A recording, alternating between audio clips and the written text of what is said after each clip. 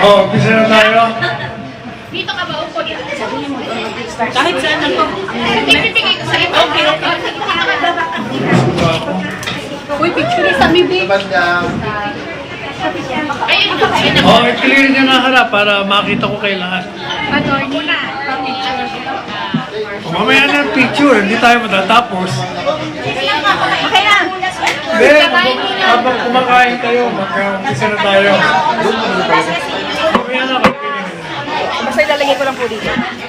Quiet, please. Limitado oras natin.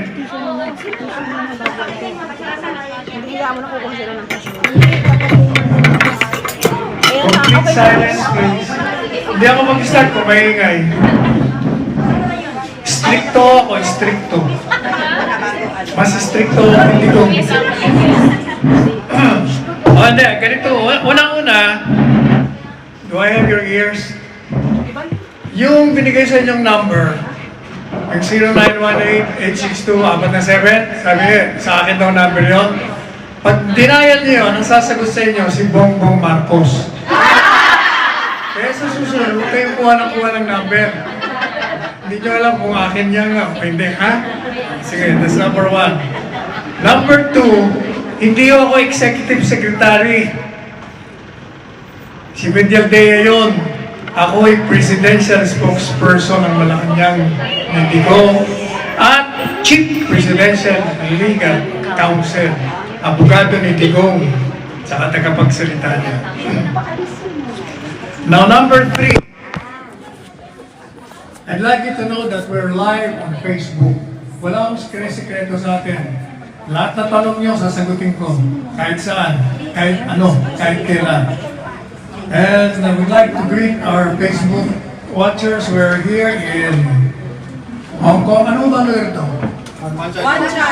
One Chai gathering of OFWs. Ayun si Presidente Digo ngayon, nandun. Kasama natin. Ito niyo. Yan. Siguro mga ilan ba tayo? Mga mahigit 50? There are 50 influencers, OFWs here representing various families.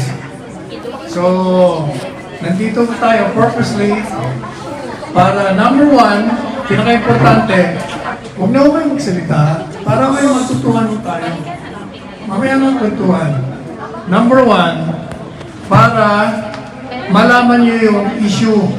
Kasi dapat sinasabi niya, bring him home. Bakit kailangan siya balik? Kailangan, pag kayo tinatanong ng mga kapwa Pilipino at kapwa o mga taga Hong Kong o mga kababayan natin, mga dayuhan, may papaliwanag niyo kung bakit. Kailangan malaman niyo. Hindi kayo kailangan maging abogado para malaman niyo kung anong reason kung bakit kailangan ibalik si Presidente Duterte. Number 1, kung bakit kailangan ibalik. Unang-una, illegal ang pag-aresto sa kanya, ang pagdetini sa kanya, at ang pagsuko sa kanya. Bakit illegal? Ito ang dahilan, ha? Sabihin nyo, walang jurisdiction ang ICC, International Criminal Court, sa atin. Siyempre, tatanungin, bakit walang jurisdiction? Una-una, ano ba ang ICC? Yung ICC, ay isang international court na nilikha ng mga bansang miyembro nito. Siguro mga 100 plus na mga bansa.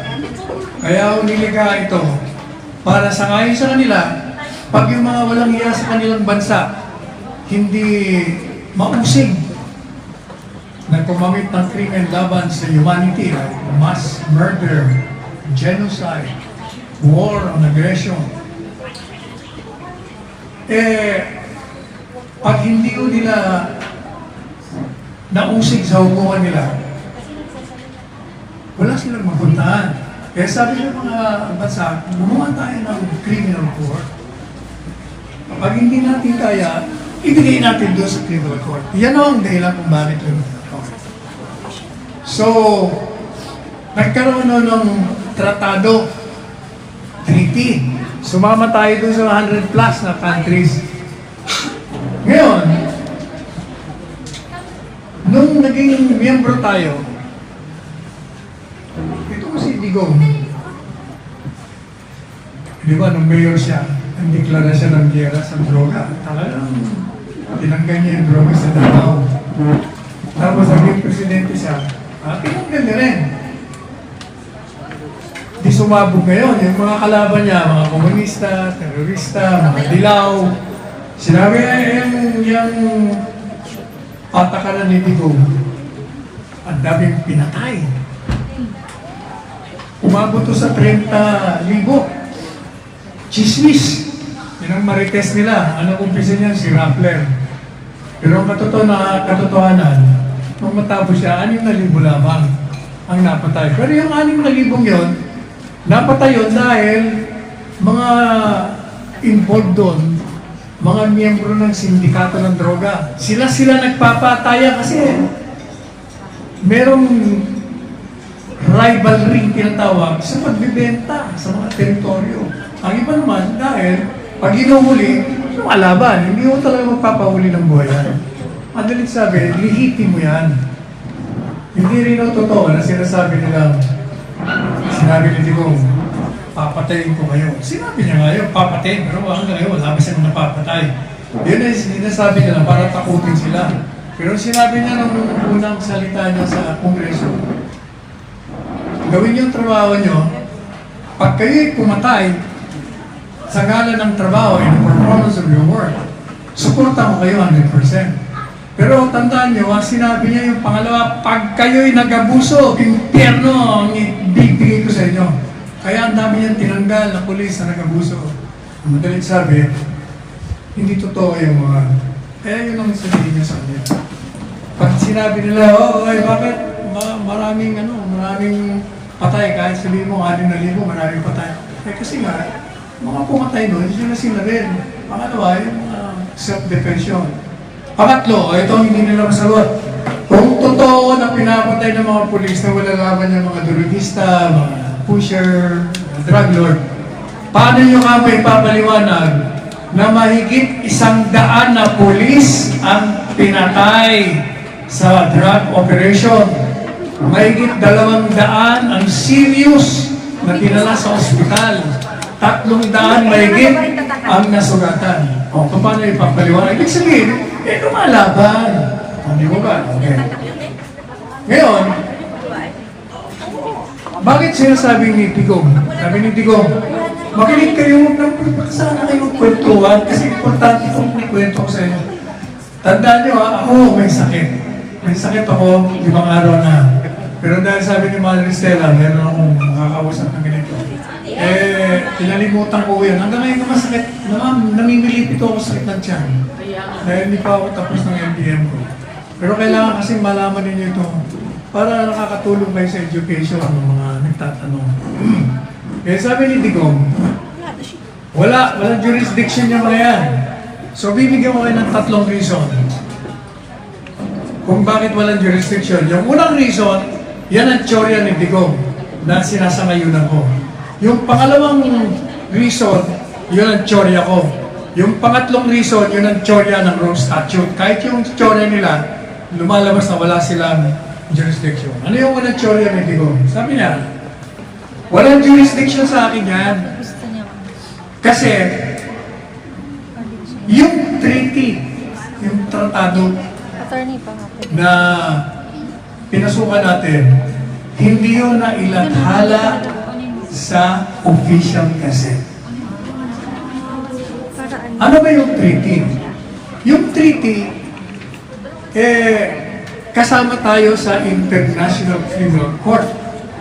Yung International Criminal Court, yun ay nilikha ng batas. Ano yung batas? Rome Statute. Yung Rome Statute ay isang international na batas na gawa ng lahat ng mga bansa. Sa ating saligang batas, makinig kayo, ito importante ito, yung teorya ni Digong na sinasangayon ako bilang abogado. Sa ating batas kasi nakalagay doon bago mo tanggalan ng kalayaan, kapangyarihan, at ari-arian ng isang taong mamamayan, magresidente man o dayuhan dito sa bansang ito, kailangan bigyan mo ng due process. Ano ibig sabihin ng due process? Kailangan malaman niya bakit mo kinukuha ang kalayaan niya, kinukulong siya. Bakit mo kinukuha ang buhay niya, bakit kinukuha ang area niya. Kailangan bigyan mo siya ng pagkakataon, ipagtanggol niya sarili niya o ng abogado, ng gusto niya. Yan ang due process. Ngayon, paano mo mabibigyan ng due process? Kung yung ipapasa ng Kongresong batas, sasabihin ng batas, lahat ng mga mamamayan na gumagawa nito, pag ginawa niyo ito, kulong kayo. O hindi, sila elektrika kayo. Yun ang batas na yun. Para tayo pumasok sa batas na yun, kailangan malaman natin, di ba? Pag hindi natin alam, bakit ba? Hindi namin alam na may batas, tapos pupulong nyo kami. Kaya, ang saligang batas, sinabi, hindi, kailangan may due process. Kaya yung Commonwealth Act 638, ang sabi, lahat ng batas, lahat ng pinasa ng Kongreso,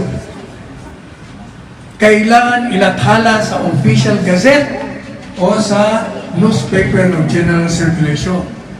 Pag hindi nyo nilabas yan, sabi ng Civil Code at ang Commonwealth Act, walang validity yan, walang buhay yan. Okay, sabi ni Digong, paano magkakaroon ng jurisdiction yan?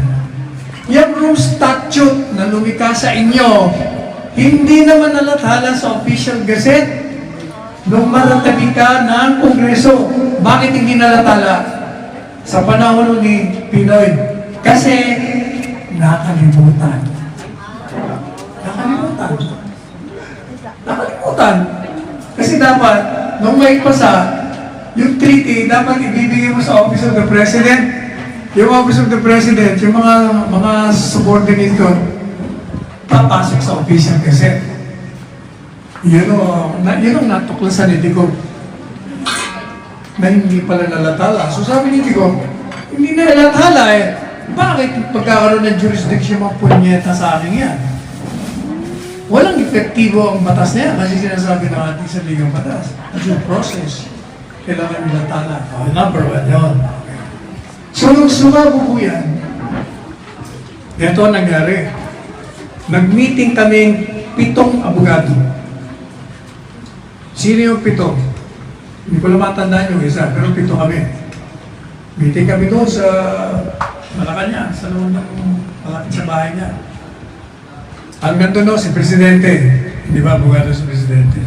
So isa na. Yung kanyang Secretary of Justice, si Aguirre, abogado yun. Dalawa na. Yung kanyang Solicitor General, si Joe Calida, abogado rin yun. 3 na.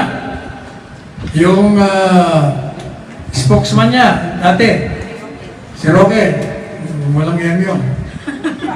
Hindi ko kilala yun. Abogado rin. 4 na. 4 na yata, 5 na yun. Ako ang pang-6. As Chief Presidential Legal Counsel, punong abogado, Presidente. Yung pang-7, hindi maalala ko sila. Sa 7 kami. Yun! Tama, yes. Okay, 7 na. Ang sabi ni Digong, dahil sumabog na nga yung ICC, pumapasok, yung investigan daw siya. Wala yan! Sabi niya sa aming 6 kami nakikinig sa kanya. Round table. Mga bandang alas, may binanong gabi. Kasi wala sa official gazette yan. Sabi ko kay Presidente, Mr. President, are you sure that you research on this? Na wala sa official gazette? O makinig kayo, mamaya na yung kwentuhan. I need your attention 100%. Mayroon ko magsalita, lalo na namimilipit ako sa akin. Sabi ni Presidente, yes. Kaya mayapang ako, sabi niya, alam po wala silang jurisdiction. Kung wala sa official gazette yan, hindi valid yan. Unenforceable yan. Sabi yun ng 5 abogado, ay 7 kami, di ba? Mr. President, may jurisdiction sila. Bakit? Kaya meron ng treaty. Kahit pa. Hindi na publish yan. Hindi kasi yung treaty, hindi naman kailangan mag-publish. Hindi naman batas. Hindi. Basta yung batas, yung treaty, ang loob ng batas. So kung batas ang loob ng treaty, dapat i-publish. Diyan, tama siya. Hindi o, kaya meron ng jurisdiction. Sabi ko ng 5 yun, ha? Hindi ako umimik kasi hindi ako talaga umimik kahit sa cabinet meeting. Kasi araw-araw na ako nagsasalita sa briefing, di ba? Lagi ko nasa TV, sa radio, radio. Hindi na ako kailangan. Mabubuisin pa sa akin mga membro ng cabinet. Kikinig lang ako. Saka kami ako nagiging. Kaibigan mo kami, 37, 40 years na yata. So, ano na namin ang bitukan ng isa't isa. Sa totoo lang, ako nag-spokesman ako. Sa akala nila, lagi kami nagkakausap. Kasi may briefing may mga issue, kailangan, ano mo rito, anong posisyon mo rito, tatanungin ng mga reporters. Kala nila, araw-araw kami nag-uusap. Ako wala, hindi ko nila alam. Hindi kami nag-uusap sa 5 taon tungkol sa mga briefing. Alam niyo kung bakit?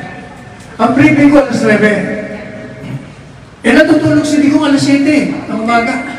Paano mo makakausap yun? Nag-iising alas 2, tapos na briefing. Kaya hindi kami nag-uusap. Pero wala ho akong sinabi sa briefing na hindi niya inulit sa hapon. Bakit? Kasi kakilala nga kami. Yung ginagawa niya, matagal na namin pinag-usapan nung dalawa pa lang kaming wala sa kapangyarihan. Lahat na ginawa niya, napag-usapan na namin yun. Alam ko, ang takbo ng utak niya, alam mo ang takbo ng utak ko. Kaya kung anong sinabi ko, yun din ang sasabihin niya sa inyo. Yan ang katotohanan. So, yung mga nandiyan sa likod, dami na naman yung chismis. Marami yung oras ng chismisan Ito, importante ito, para alam mo. Ngayon, hindi pinagpipilitan ng 5 abogado na yan, nag-jurisdiction. Wala.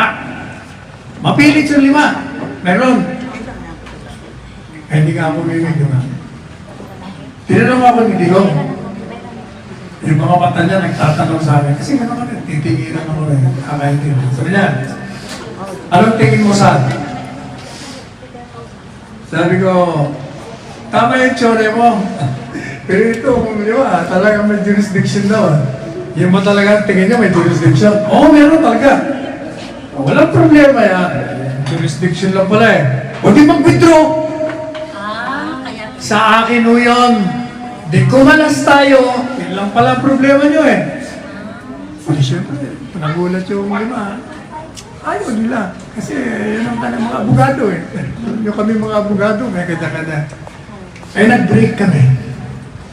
Nung nag-break kami, alam yung ginawa ko? Ginawa ko yung withdrawal. 5 pages. Withdraw. Ang reason, politika lang kayo, ganito, kaya. Ginawa ko. Sa ordinaryong papel. In English. Ama nag-break. Kami dalawa ni Digong. Nilapitan ko. Padre, kapag kami dalawa, pati na lang tao. Sabi mo, nasa niya? Ito. Pirma, wala. Kung okay sa'yo. Pinirmahan niya. Walang kamali-malo yung 5 abogado. Hindi ko sinabi. Kinaumagahan. May briefing. Naku, nilabas ko yung 5. Pinaserox ko, binigyan ko sila lahat. Dinagulat sila. Withdrawing from the ICC. Sabi ng mga reporters, Sir, totoo ba ito? Bakit? Duda ka? Ba't sir, ba't ordinaryong papel lang ito? Hindi yung walang office of the president. Bayang officer. Kasi kagabi nga ako, nasa bahay kami, walang stock, walang gumawa niyan. Kayo na ang gumawa? Kung gito, kinahit ko. Sino ang gumawa, sir? Sino ba nakapirma? Pirma ba, kanino? Kailangan niyo pirma? Opo. Kanino? Presidente, bakit ba't ako tinatanong kung sino gumawa? Kaya tayo nag-withdraw. Yun ang istorya. See? Sa akin na yun. So, dalawa lang reason. Walang jurisdiction kasi hindi naman na natala sa OG. Pagpalagay mo na nila, hala nyo ba, wala na rin jurisdiction kasi kumalas na kami. Yeah? Pangatlo, sabi ng ICC, teka muna, dyan sa loob ng Rome Statute, nakalagay dyan, kahit kayo mag-withdraw, kahit kumalas kayo, pag nasimulan na namin ang investigasyon laban sa reklamo, eh meron kayong residual obligation, meron kayong obligation na mag-cooperate sa amin. Yun ang dahilan nila.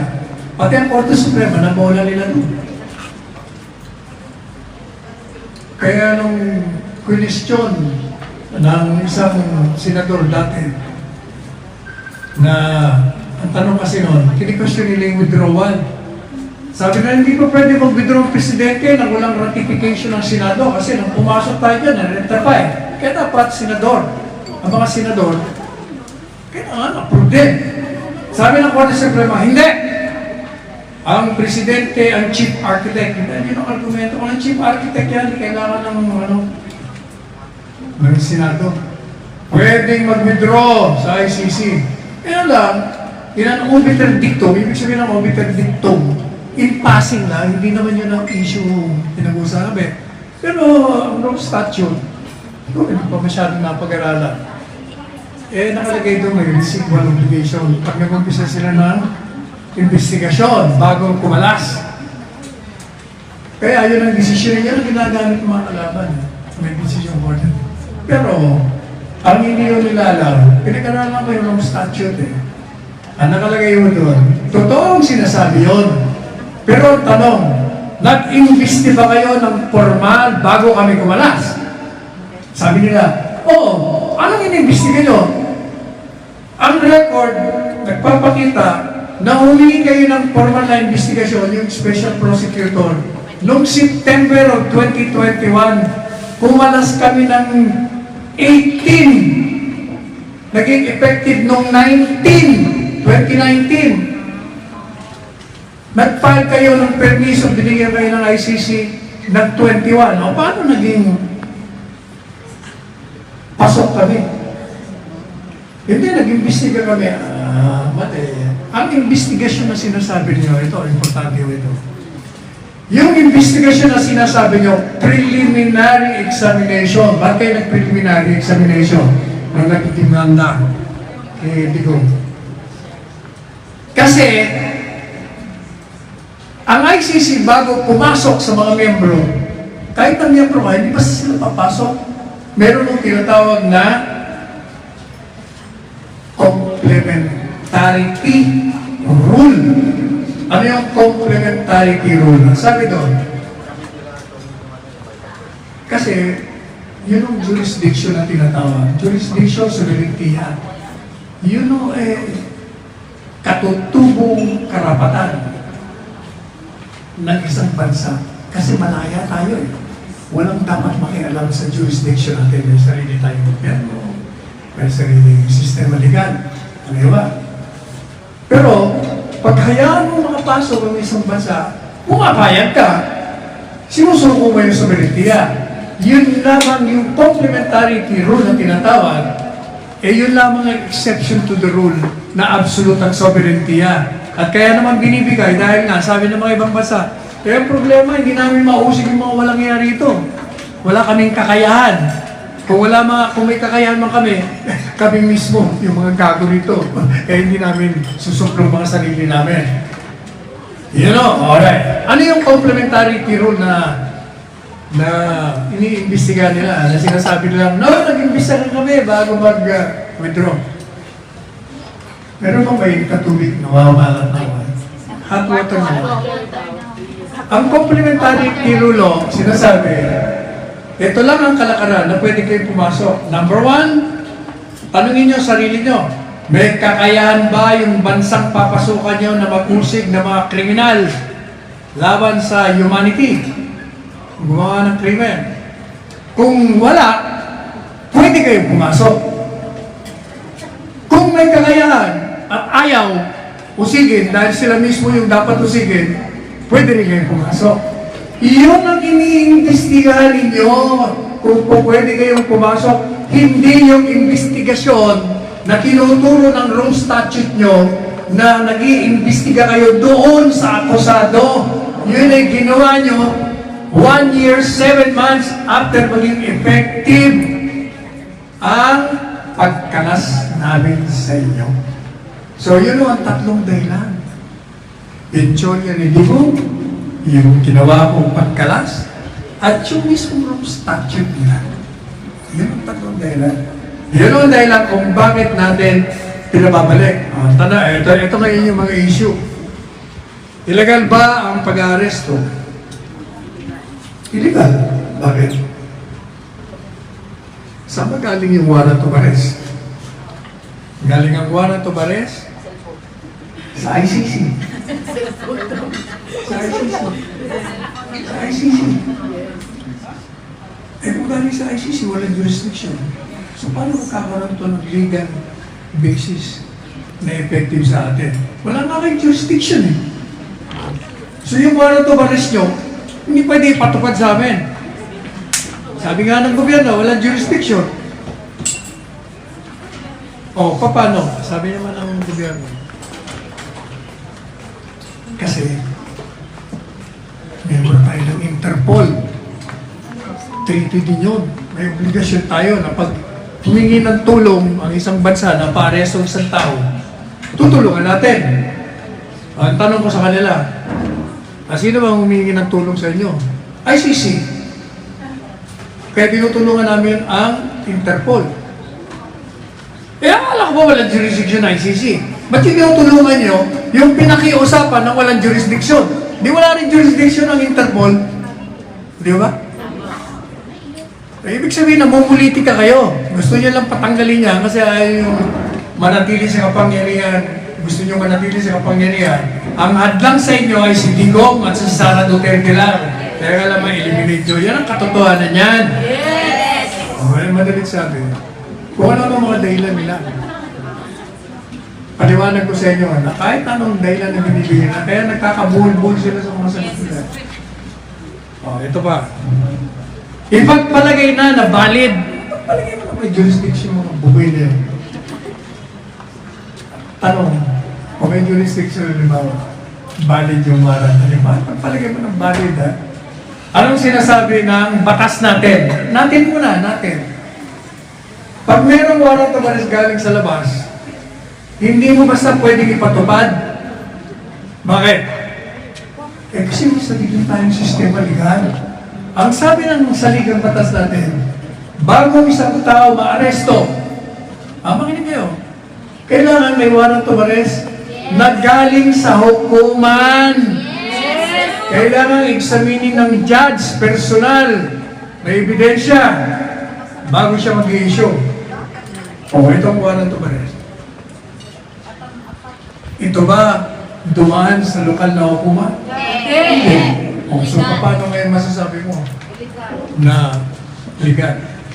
Ipagpalagay na natin na tanggalin mo muna yung batas ng Pilipinas. Anong sinasabi ng Rome Statute? Yung batas nila. Yung kanyang Section 59.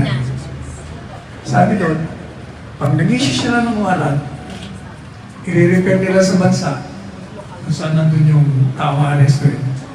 At ipapadaan mo na sa judicial authority, sa isang hukuman. Hindi rin nila kinulong nila, dinitini, naresto, tapos tinakas na nila. Illegal pa rin. So kahit anong gawin nila, talagang illegal. So yun ipaliwanag niyo mabuti, kahit anong anggulo.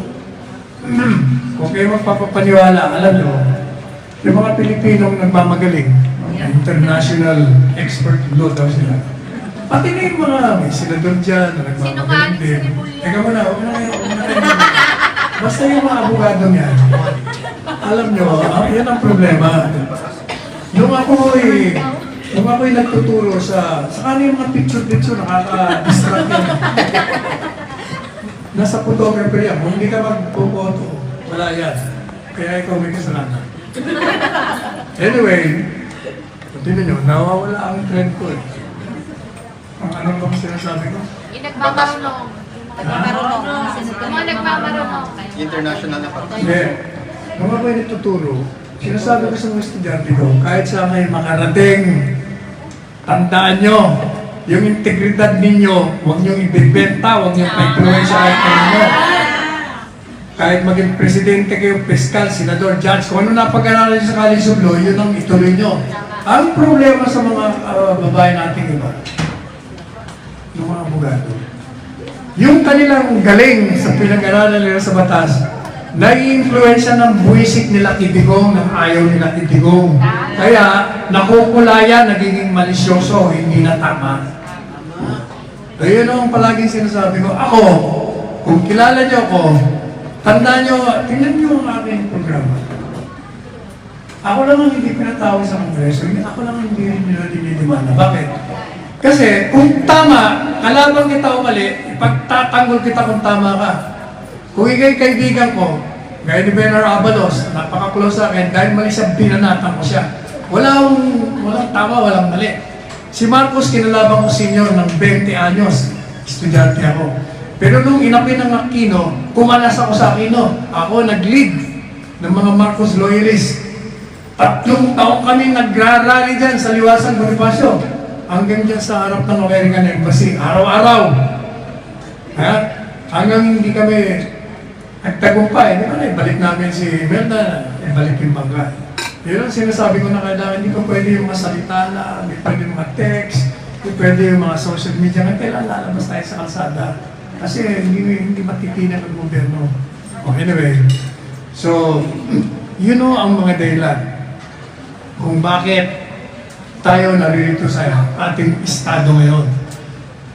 Kaya gusto ko bago kayo magtanong, malaman nyo na muna yung background para pag kayo nag-iisa, sakay kayo sa aeroplano, kamag-anak nyo, yung kumukontra, pwede nyo lang gamitin yan. Alam nyo. Kailangan ito kasi yung napaka-importante. Yes. Before you open your mouth. Tsaka, isa pa. Huwag kayo mas magpapaniwala. Kahit nakakampi nyo. Huwag kayo magpapaniwala sa sinasabi nila, kahit napagod hindi ko. Kung fake news kailangan huwag kayong maniwala, basta alamin nyo muna yung mga mas yung objective na tao. Nagiging sa programa mo. O kaya ako, tingnan nyo, maraming masamalap sa akin, kaya ng mga personal ng kaibigan. Hindi ko ini-endorse ang lahat ng mga kandidato na i-endorse ng iba mo mga kasama. Bakit?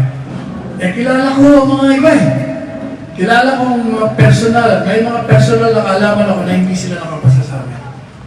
Kaya ini-endorse ko lang palagi si Bongo, si Bato, si Tibuloy, at lately, gusto ko si Jimmy kasi masyado siyang masipag mag-organize ng mga rally para kindigong. Meron din akong isang nito sa kaibigan ko. Pero, kapangalan ko pa, Pilido. Pero yung ibang basahin, yung ibang hindi ko binabanggit.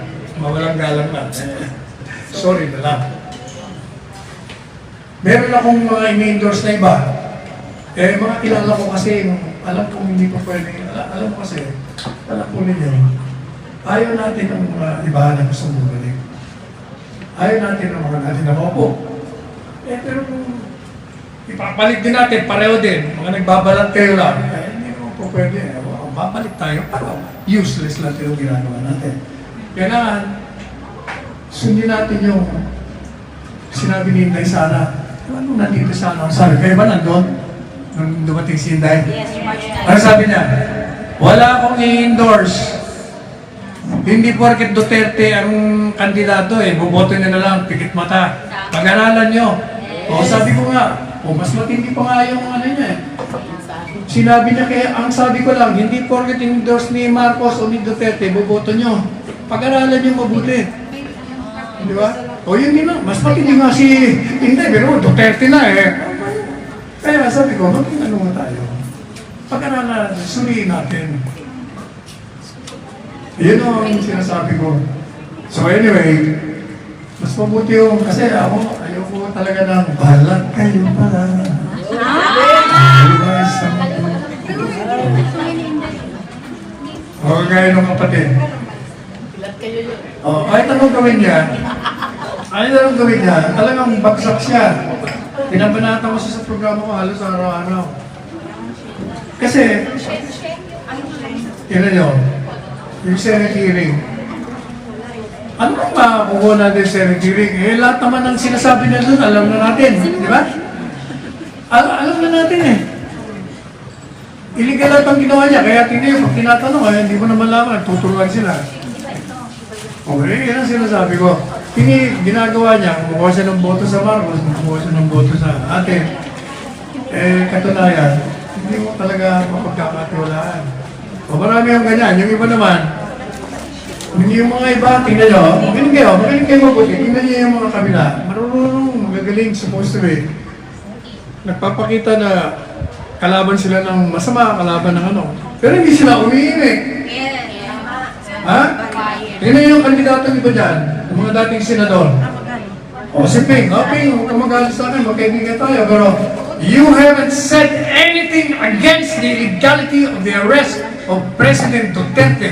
And you pretend, you picture yourself as one who is upright and against all kinds of illegality. Patahimik ka. Ikaw din, sis ko pa ito. Kapatid mo, nagsasalita, hindi siya re-electionista. Ikaw re-electionista ka. I'm sorry, Pia, magkaibigan tayo, sis tayo, pero hindi ka rin umimik. Hindi pa pwede yan. Kailangan umimik kayo. Alam niyo naman, illegal eh. Oh. Yang si Tol na yan. Oh. Tol, lalo niyo yan, di ba? Oh. Isa rin. Nung tinanong, illegal ba o hindi? Ano yung sagot? Hindi naman illegal ang pinag-uusapan dito. Ang pinag-uusapan dito.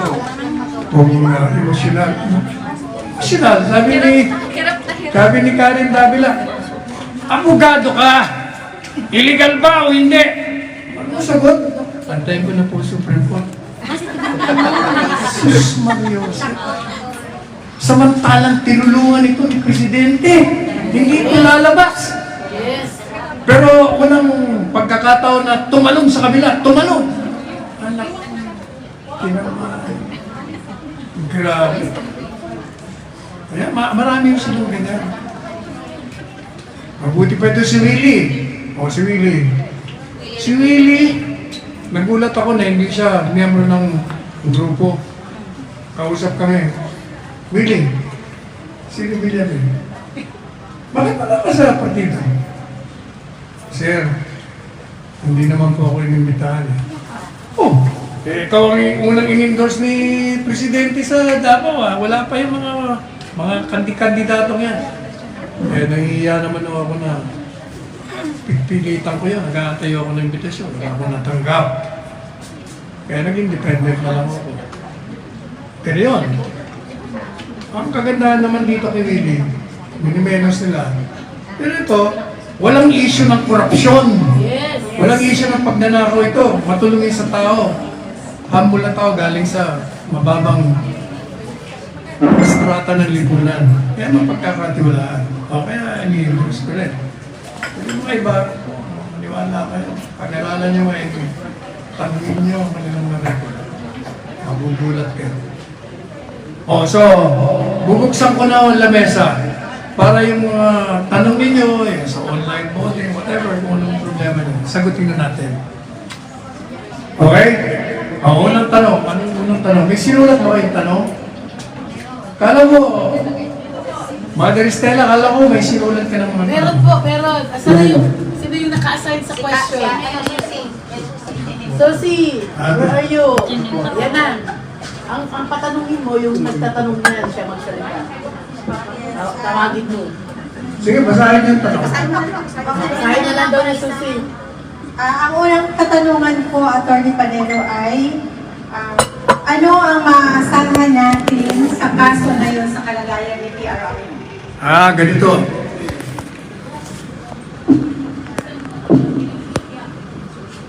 Ano yung story doon sa, di ba nandito ako nung nine?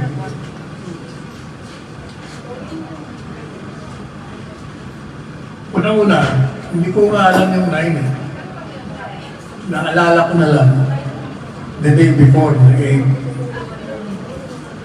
Kaya nung, kasi nag-uusap kami ni Digong, parang hindi niya rin nabanggit eh. Sinabi namin mga kwento-kwento, hindi niya nabanggit na. Meron pa lang. Masasalamat. Kaya nung alaman kong merong 9 the day before, dali-dali akong bumili ng ticket.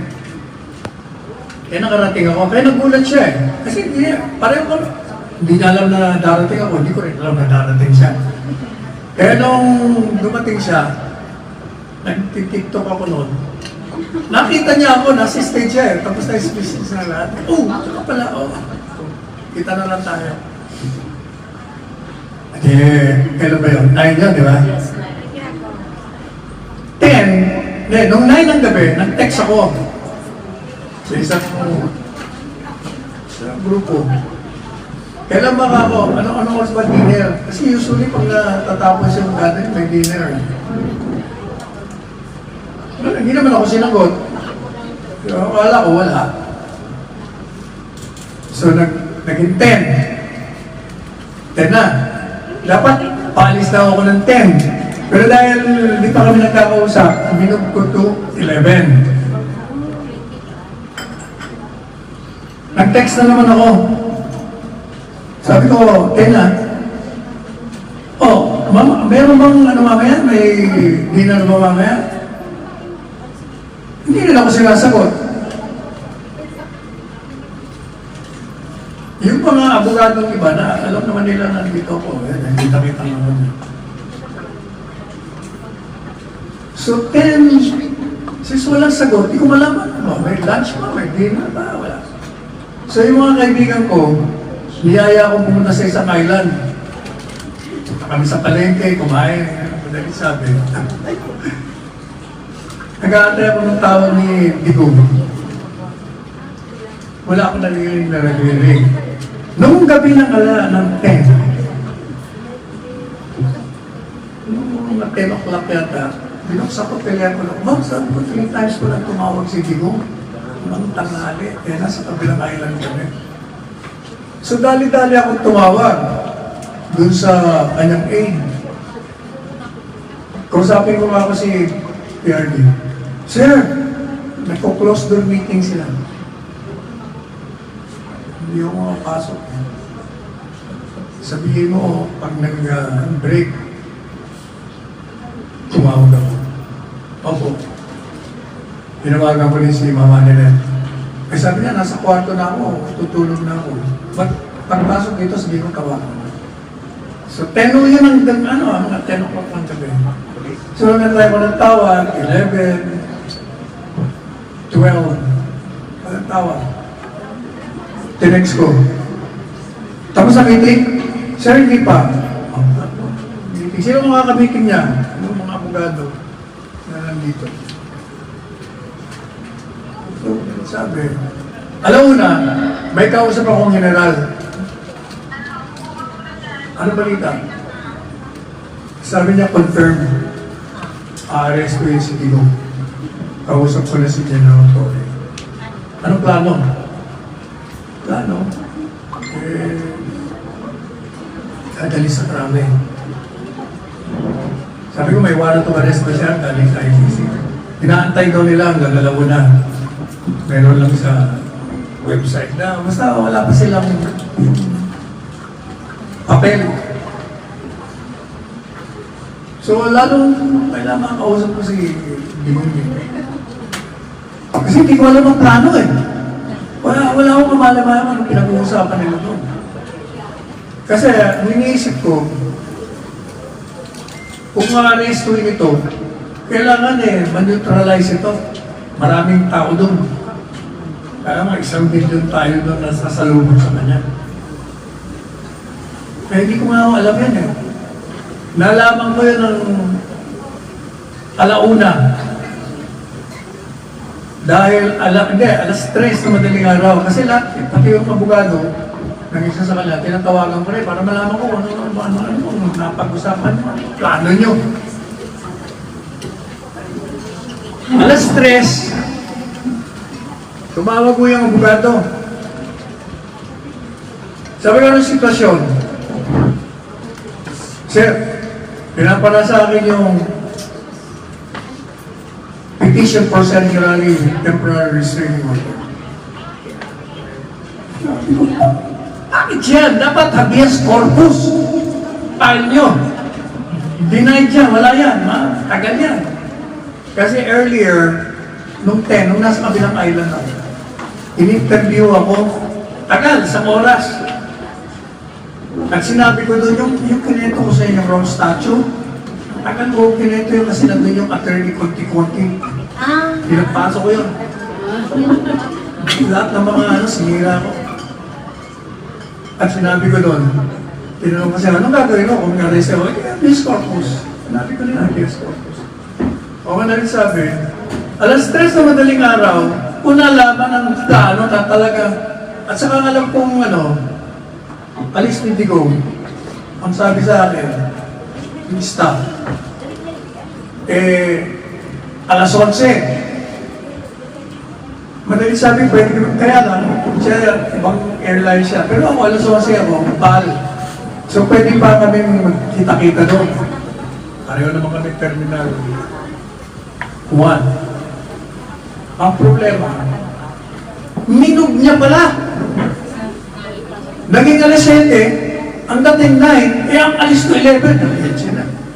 Sabi ko, so gusto kong bumili. Wala, hindi ka na rin. Madaling sabi talaga. So, alas 3 ang umaga. May tinawagan ako, malalaking grupo. Kailangan, siya po, arresto si Rudy. Hindi ko. Kailangan ako, sir. Million tayo doon. Anong oras ang dating? Sir, alis dito na alas 7. Nag-uusap kami alas 3 sa madaling araw, ha? Di, ang dating dito alas 9. Mga ganun, 9:30. Ano sabi sa akin? Sal. Anong oras mo ngayon? 4, 5, 6, 7, 8, 9? You think ngayon all at this time tulog lahat ng tao? How can we mobilize millions of people? Tama naman mo siya doon. Ipadelay mo, hindi na ako pwede. Wala. Hindi ko nga nakakausap. Hindi ko nga lang na gano'n ang plano eh. Pangalawa, knowing Digong, hindi mo papayag yun. Kailangan mapaliwanag mo sa kanya muna ng gusto yun. Pero nag-desisyon na. Saka hindi yung takot ma-arresto yun. Yan ang katotohanan talaga yan. Talagang lalabanan niya, hindi, mahala na kayo sa buhay nyo. Basta ako, ready ako harapin nila. O yun ang nangyari. So, nung dumating ako doon, na-arresto na siya. Alam mo na ako dumating eh.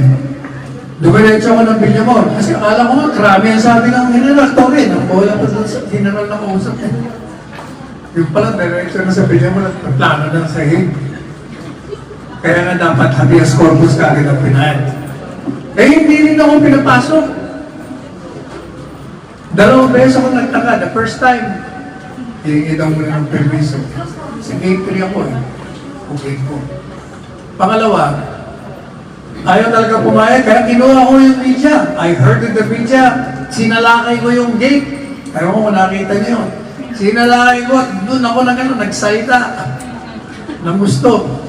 Pero wala, talagang hindi. So meanwhile, tinatawagan ko yung loob, hindi makakontak. Yung mga abogado, hindi ko makontak. Si Mama Annalyn, hindi ko makontak. Kasi, sina-jump nila yung telepono. So wala akong communication sa loob na kung ano lang narinig ko sa news, lang alam ko. O yun ang istorya. So, sabi ko sa anak ko, si Paulo, junior ko, son, we better file this petition for writ of habeas corpus kasi yung certiorari mali yun, denied yun. Kasi matagal na process ito. Eh, lahat ng mga abogado, itulit na yung habeas corpus sasakay na sa mukhang ililipat na. Mawawala na ng jurisdiction. Sabi ko, hindi ako naniniwala doon sa walang jurisdiction tayo sa habeas corpus. Yung Supreme Court may jurisdiction yan. Kasi ang aking paniniwala dyan, ang Supreme Court may jurisdiction. Kung nyo tingnan yung mga bago natin, ang may jurisdiction ng Supreme Court sa lahat ng illegal na akto ng gobyerno at ng opisyal, kahit saan sila magpunta, kahit sa ibang bansa, even beyond our borders, the Supreme Court of this country has jurisdiction over their illegal acts. And the petition for the writ of habeas corpus is precisely to compel them to correct their illegal act.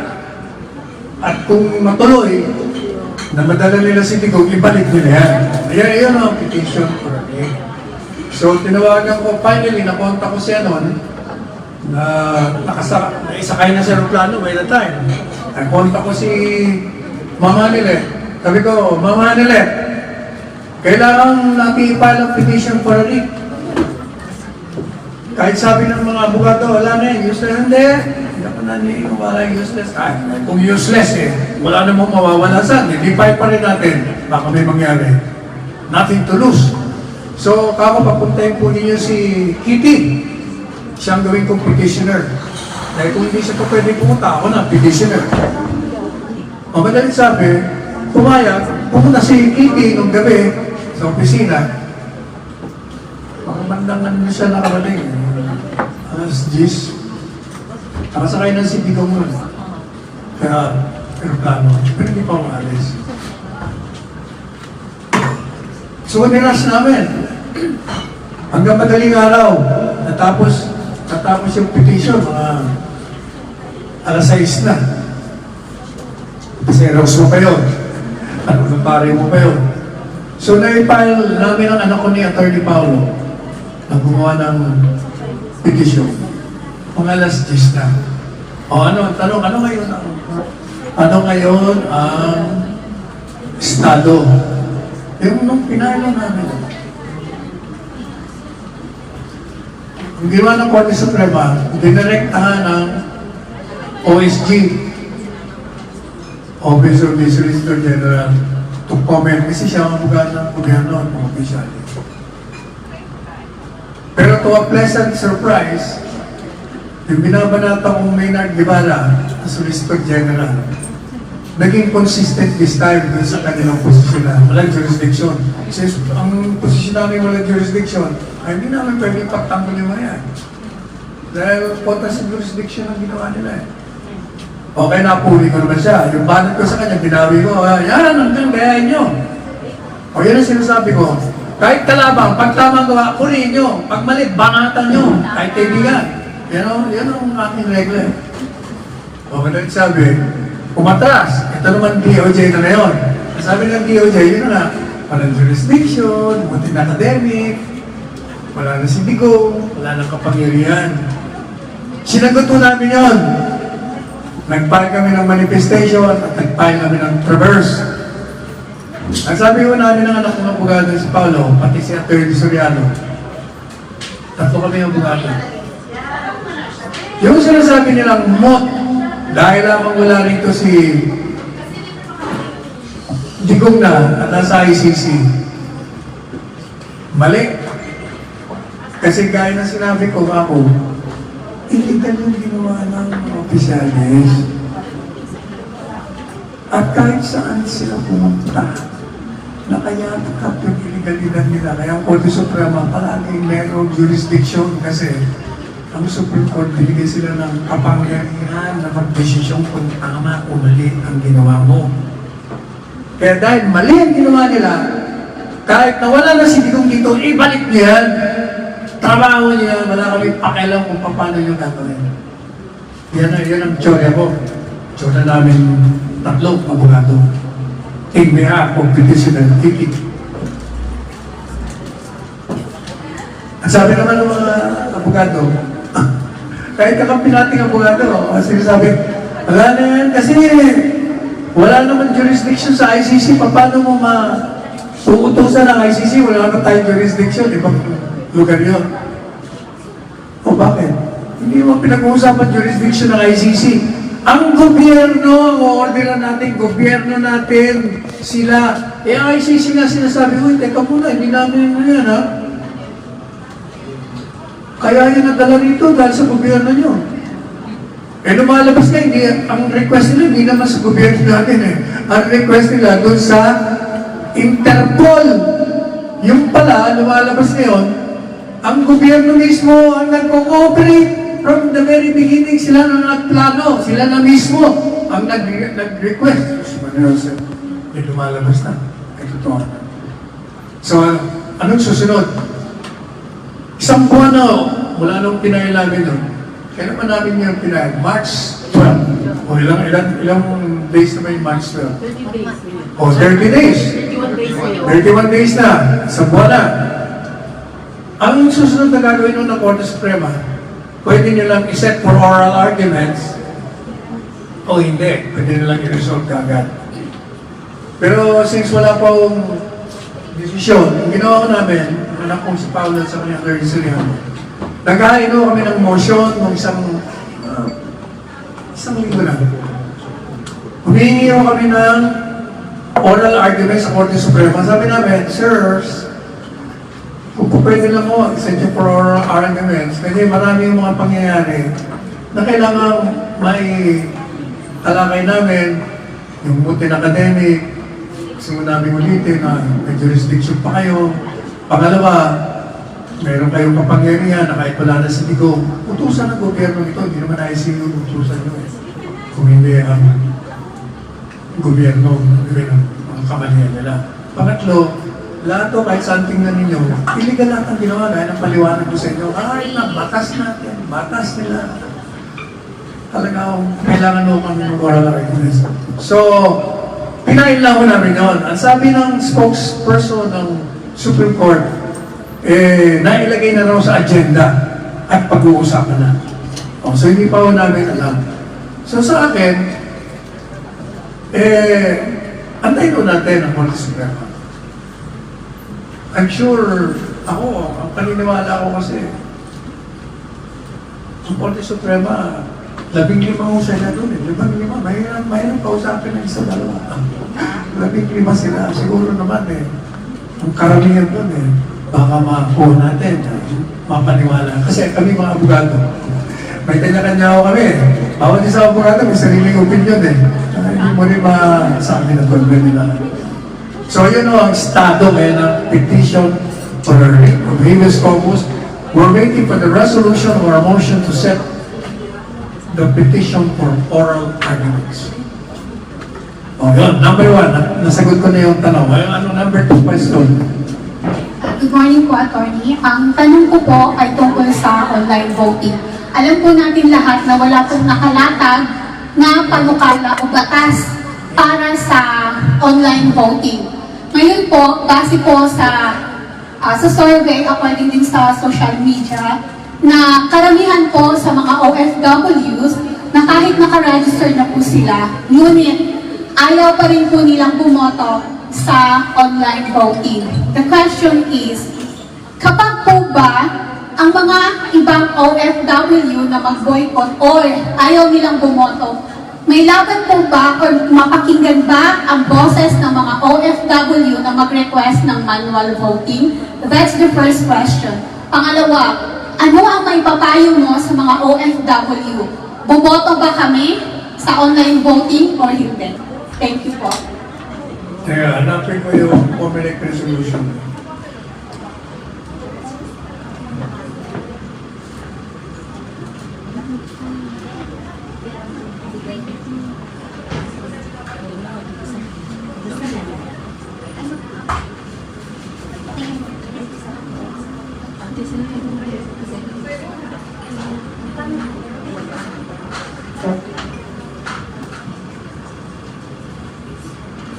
Meron lang kasing bagong Comelec resolution that will answer your question.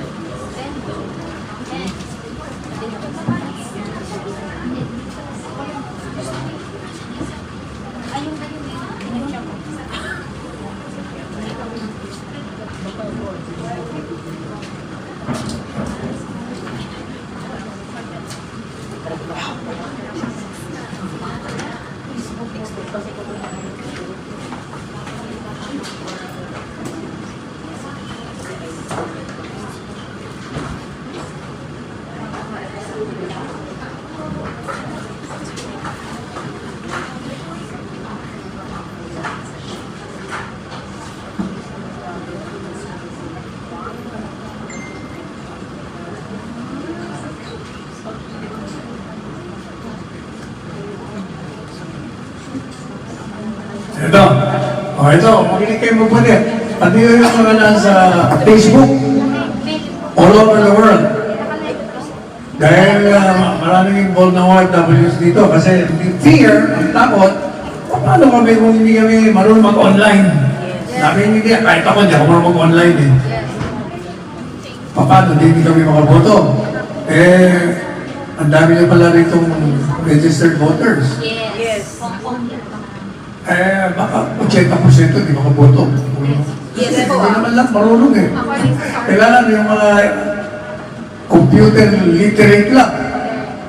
Ito, dahil naging problema yan, tinanong na ako, Comelec, paano yan? Anong gagawin niyo? Ito na ang sagot ng Comelec. Hindi kayo. Hindi nagpupulaan mo ng music.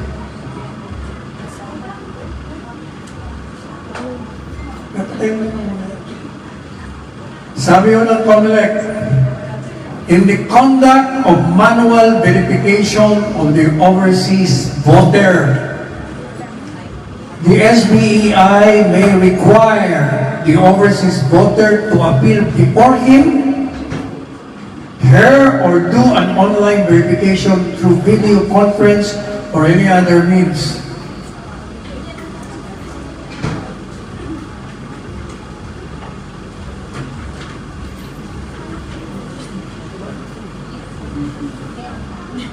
Sabi ko ng Comelec, if, kung your name is not the same as that in the voting registration list, and your ID is not in the drop-down list, contact the Philippine Consulate for video or manual registration. So, ibig sabihin, kung sa tingin nyo, wala yung pangalan nyo doon sa listahan, o iba ng pangalan ng umapil doon, o hindi kayo marunong mag-online, pumunta na kayo doon sa local consulate para sabihin sa kanila, hindi, gusto mo na magpapamanual ako na eh. Gusto mo isagot na pamanual. So, pwede na mo. Pero ano ito, resolution number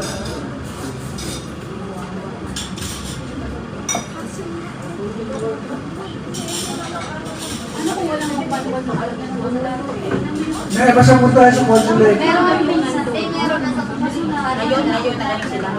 Nag-start na kasi na yung araw sa first day. So yun ang insist natin na manual talaga. Pwede ka po sa doon, meron na. Pero sinabi ko tayo na rin, nagawa kami sa cellphone. If online pa din, kung tumagal sa nila, wala na. Oo, yun. Online pa din. Online pa rin yun. Pero just online lang kayo kasi sila na.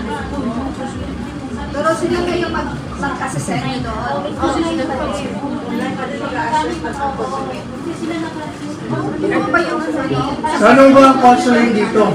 Diyan po. Lapit lang? Yes po. Punta na kayo para alam mo. Kasi according to Sky Butler, wala namang pumunta sila doon. Wala pong manual. Parang i-guide ka pa din. Yeah, ito na may bago na nga.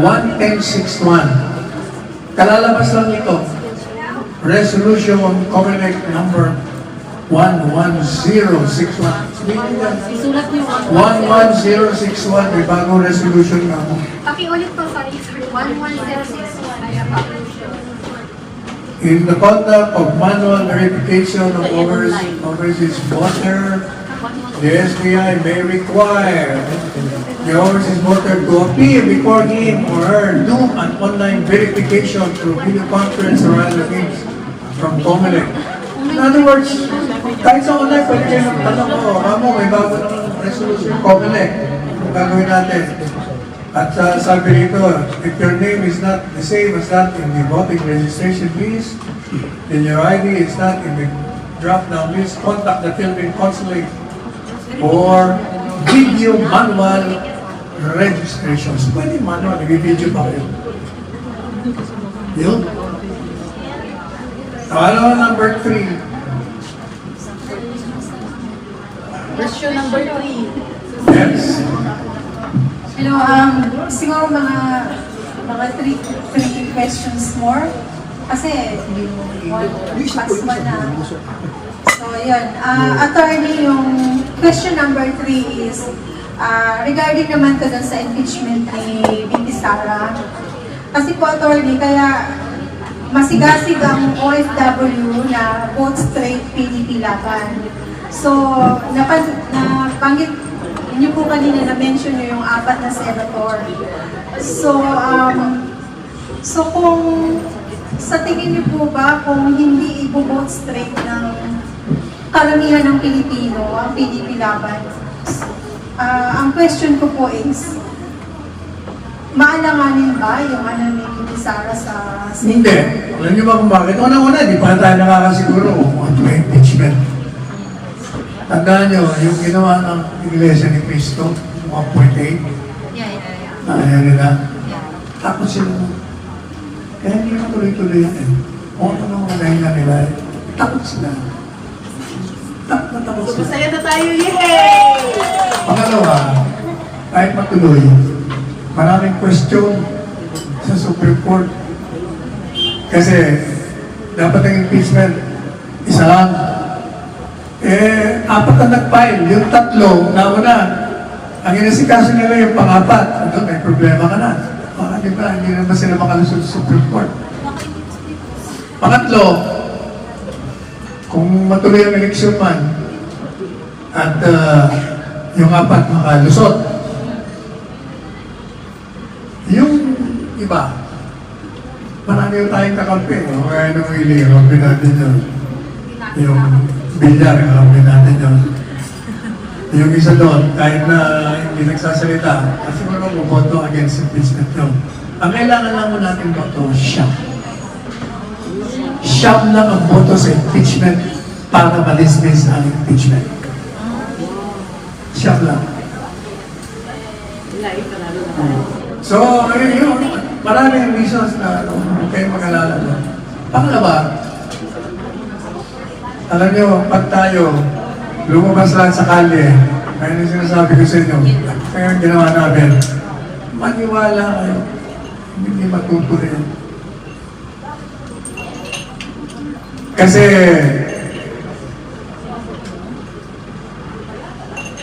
hindi ko malaman kung sasabihin ko public yung mga message. Meron meron lumapit sa akin eh. Parang may gustong plano. Ang sabi ko, basta ibalik lang ninyo, mag-away tayo sa eleksyon, ibalik niyo muna. Yes. Ibalik niyo lang. Yan ang sabi ko sa lumapit. Nasa kabila. Ibalik niyo muna. Saka na tayo maglamanan. Kung hindi, delikado kayo. Tao, maniwala kayo. Hindi titigil na. Ang ating karanasan, ang tao talaga. Habang tayo pasensyoso, may hangganan tayo. Tama. Ha? Matagal tayo kumilos, pero pag kumilos, tapos din. Sa revolution yun. 20 taong bago tayo kumilos. Kera, mas mabilis yung kera. Dito, nag-uumpisa na. Kaya, maganda. Basta tuloy-tuloy lang tayo, basta mapayapa. Yan ang palagi niya. Mapayapa, maniwala kayo. Wala. Ito yung si Gabio. Pinaog niya yung kanyang gobyerno. Nag-iisa lang siya noon. Hanggang dumami ng dumami. Oo, kadala. Sabi nga, manalangin. Okay, manalangin. Nasa Diyos ang awa. Nasa tao ang gawa. Exactly. Pero ang gawin natin, magtatagumpay tayo. Ano nyo ba yung aking message, araw ng kagitigan? Na-monitor nyo ba yung aking message sa araw ng kagitigan? Di yata kayo nanonood sa akin sa programa ko eh. May programa ako sa SM9, 9:30 to 10:30. Sinasabay ko yung sa TikTok. Share ka namin yung live mo ngayon. Oh. Like and share. kasi palaging nawawala yung seminary natin. Oo, lagi sila. Nawawala ka rin. Mag-seminary. Sa FB. Nawawala Kaya attorney. maraming platforms sa Oo, SME. tinatagod yung hanap Hindi, kahit tatanggalin mo sa isa, meron pang 5, tanggalin mo 3, meron Eh, sa pang isa 2. naman nakapag- Pag tinanggal mo lahat, andun pa rin yung TikTok ko. Andun pa rin, wala sila. Walang TikTok. Walang TikTok. Sa akin, Wala. Akala nyo, nakalusot na kayo. Yung TikTok ko, immediately after, pinopost ko sa Facebook. Kaya wala kayong kawala. Ang aming Facebook account, Salvador Salpanalo Panelo. Mag-reels na lang. Lahat, puro fake. Yan lang ang tama. Doon kayo. Hindi, maraming gumagamit ang pangalan ko eh. Ang daming kumikita. Wala ka daming kumikita sa pangalan ko. Yung mga ibang vloggers nga eh. Ginagamit akong content. Sila kumikita, ako hindi. Lahat ng mga statement ko, ginagawa lang content. Siyempre sila, ako wala eh. Wala ako. Anyway, biyaan mo sila. Teka, yung ating araw ng Pilipinas.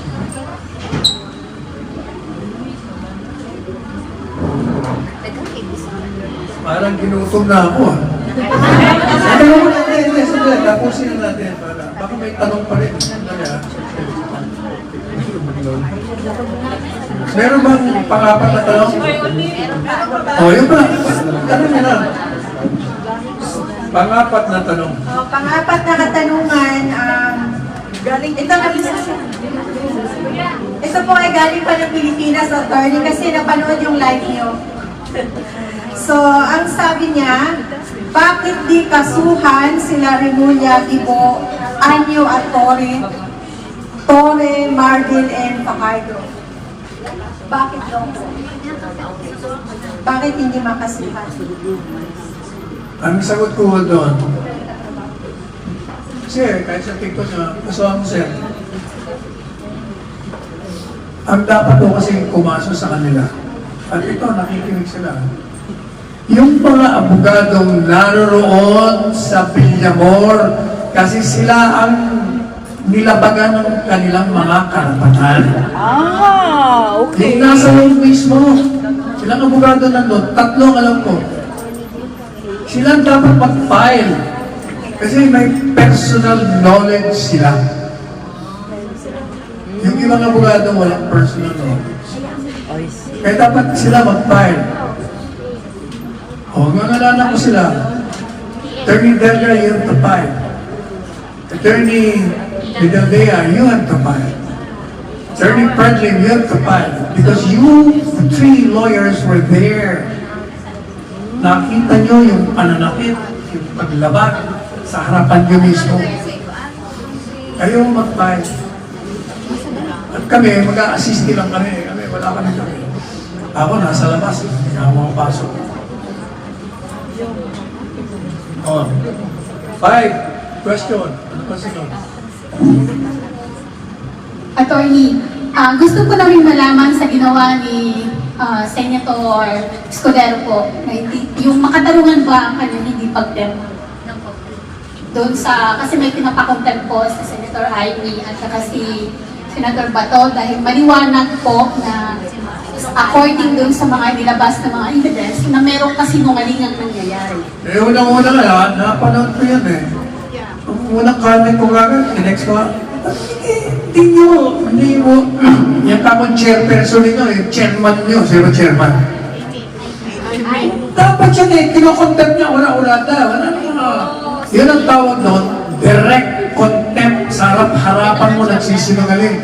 Immediately, pwede mo ipakulong yun. So, ibig sabihin po, hindi na kailangan ang perma ni Hindi na kailangan kasi, number 1, sa rules nila, ang nakalagay doon, yung direct contempt, kasi dalawang klaseng contempt. Direct contempt, yung ginagawa mong paglabag sa kanilang rules, ginagawa mo sa harapan mismo ng komite, sa loob ng Kongreso. Yun ang direct. Yung indirect, yung ginawa mo sa labas ng hearing, ang gugulo ka doon, nakikirali ka doon, pinumura mo sila. Yun ang indirect. Yun ang pwede na hindi mo pwedeng, oy kayo, cited in contempt. Kailangan mo, magpaliwanag kayo, bakit namin hindi kayo isa-cited in contempt. Yun ang ginawa ni Escudero. Dapat doon sa mga sa labas, hindi yung nasa loob. Yung sa labas, diretso na pwede yun. So, ibig sabihin po, ang ginawa ni Senator Amy at saka ni Senator Bato, mas lalo na po kay Senator Amy, dahil kami po, sa mga lahat na ginagawa niya, nagdududa pa rin po kami sa pagiging balimbing niya. So, ibig sabihin, parang pwede namin isipin na lahat scripted. Hindi ba sabi ko, ang hamon ko doon sa kapatid, nakapanin niyo ba yun? Tinanong ako, mga reporters, ha? Attorney Panelo, kasi inimita ako sa isang matapos sa mga reporters. Attorney Panelo, anong reaction niyo kay Senador Amy? Ang sabi ko, hindi na raw siya attend ng mga rally sa Alyansa dahil hindi niya masigura ang ginawa nila kay Marcos ay kay Duterte. Ay, di ba ang sagot ko? Bilis. Balat kayo ito. Ang buhay sa mga. Sinabayan ko pa ng bulay-bulay lang mo. Oh, yun ang sagot ko doon. Thank you, attorney. Basta naliwanagan ka. Sila pauwiin niyo muna mas. Anong sagot ko? Sinagot niya na ginagawa niya yun para malaman niya katotohanan. Sabi ko naman, ano ba katotohanan eh? Nakita na lang natin lahat na katotohanan eh. Yung natutuklasan mo, dati nating alam. O, halimbawa, natuklasan natin na pinaplano pala ng gobyerno na matagal na. Napapareso si Digong. Ano sagot ko? Matagal na nga sinasabi ng gobyerno, magko-cooperate sila eh. Ano ba kailangan mo tuklasan? Di ba? Publicly sila, we will cooperate if there is a request. Di ba? O ano ba kailangan mo tuklasan? Hinabi na nga eh. Ngayon, gusto mo akong maniwala sa'yo? Hindi ko may haman akong bago. Kasuhan mong personal, si Torres, si Marbil, si DOJ Secretary, si DG Secretary. Kasuhan mong personal. Ikaw mismo mag-ahay ng demanda, mag-aabogado, yung ano. Kami, pwede mag-abogado sa'yo. Or, file na impeachment sa kapatid mo. Kasi, kung totoo na siya nagutos, that's a betrayal of the public trust, culpable violation of the Constitution. Kung gawin mo yun, hindi naman niya ginagawa. Pag ginawa niya, baka sakali mag-isip-isip mo, mukhang yung balat kayo nito eh. Totoo palang balat kayo. O, next. So, ito na ako yung ano. Wala na nagbantanong pa? Ito, attorney, ipahabol ko kasi nakalimutan pala. Kasi karamihan ng mga OFWs ay mga vlogger na, attorney. Mga vloggers na talaga. Kasi nagpa-vlog na laban sa sa admin. Ang tanong po namin, kasi ang daming nababahala, yung ibang mga vloggers o OFW, nagpa-viral yung kanilang mga content. Lalo na pag binabatikos yung administration ni Marcos. Ang sabi kasi nung NBI director na ang mga kakasuhan sa ibang bansa hindi na raw makakauwi ng Pilipinas. Bakit daw? Tingin daw sa airport pa lang. So, ano pong protection, attorney? Una-una, hindi naman kayo mga kinakasuhan dito eh. So wala kayong kaso. Meron po kami dalawang vloggers na parang Pag dating naman doon sa ano, kasuhan nila, tingnan mo kayo, basta ikukulong. Siyempre, may preliminary. Kaya, maniwala. Yan maliwanag ka. So, Ito yung akin, makinig ko kayo. Ito yung message ko. Babasahin ko Araw ng Kagitingan. Pinadala ko na ito kay Digong. Today, as we commemorate Araw ng Kagitingan, we bow in reverence to the unyielding spirit of our heroes. Those who stood defiant on the blood-soaked fields of Bataan and Corridor, facing insurmountable odds with a courage that reverberates through the ages. Their sacrifice carved the bedrock of our freedom, a testament to the Filipino soul that refuses to bow to tyranny and despair. On this day of valor, we are summoned not just to remember, but to rise with the same bravery and love for country, especially in these dark and trying times. Indeed, valor is not a relic of the distant past. It burns brightly in those who dare to challenge the enemies of our nation, both foreign and domestic. Among them stands former President Rodrigo Duterte, who waged a fearless war against the scourges that have long shackled our people: crime, corruption, and the drug menace that preyed upon our youth. With iron resolve, he sacrificed his security, peace, life, and now his liberty to build a safer, stronger nation. Today, as he is illegally deprived of his freedom by the meddling hands of the International Criminal Court, dragged away from the land he swore to protect, he faces yet another test of fortitude. Like our heroes of old, who suffered in the Bataan Death March, his current ordeal is a reminder that the path of service is often fraught with rivals. His order demands that we ask, how far will go to defend our own sa Tagalog, wikang Pilipino? Tinatanong natin ang ating mga sarili, tanungin, hanggang saan ba tayo pupunta upang ipagtanggol natin ang ating sariling bayan? As he faces this global injustice, let us rise to the challenge to make his sacrifice bear fruit and compel his triumphant return to a nation forged anew by his legacy habang sinasalubong natin ang malaking inustisya nito. Tayo po ay tumayo at harapin natin ang hamon upang ang kanyang pagsikrisyo ay magkaroon ng prutas at pabalikin natin ng mapayapa, maligaya at matagumpay na pagbabalik dito sa Pilipinas na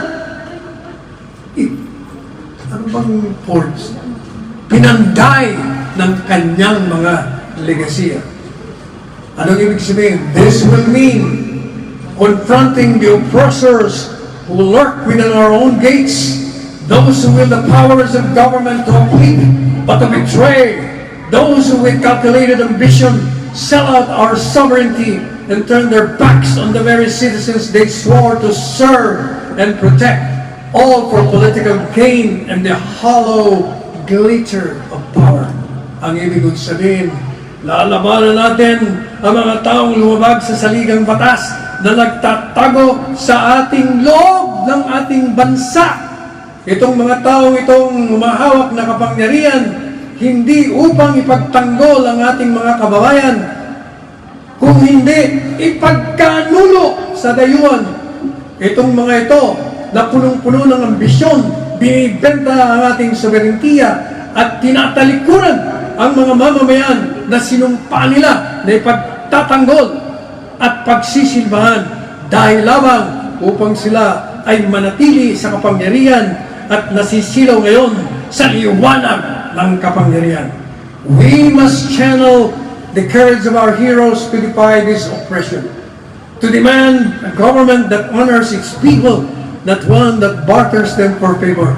Kinakailangan itong ating katapangan ay palaanin natin sa mga daan na nilikha ng ating mga bayani upang labanan natin ang paninigil at ang pang-aapi at hingin natin sa gobyerno na bigyan ng katotohanan, bigyan ng karangalan ang kanilang mga sinumpaan sa ating mga sambayanan at hindi ibenta ang ating kasarilan upang sila'y makinabang lamang.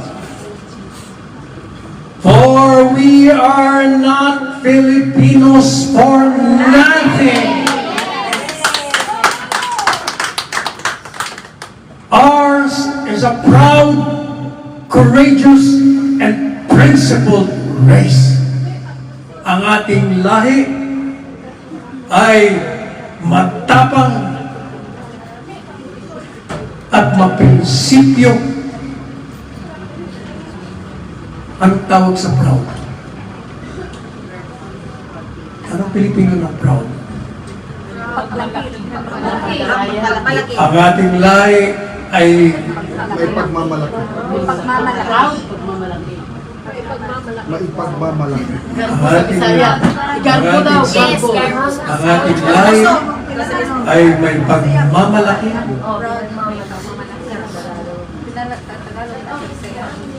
matapang at maprinsipyo. Mabuhay ang Pilipinas.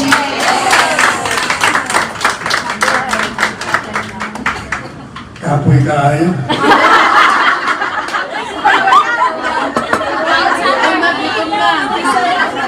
O, meron pa bang tanong? Tapusin na natin. Ay, tapusin natin. Pagkantahan naman yun. Sakala ako maniningin. Hindi, maniningin ng kanta niyo. Ako naman ang kantahan niyo. Tanong ko lang po, kasi parang concern din po kami kay General Grijaldo. Up to now, nandun pa rin po siya sa Congress. May, ano po ba talaga na pwede siyang makalabas? Yung kinontent po ng mga Congress. O, ng PAGCO. Kasi siya yung parang pinakawawa eh. Tapos, naging honest lang naman po Kung siya. alam ko, may pinailan siya sa korte. Yan natin yung korte.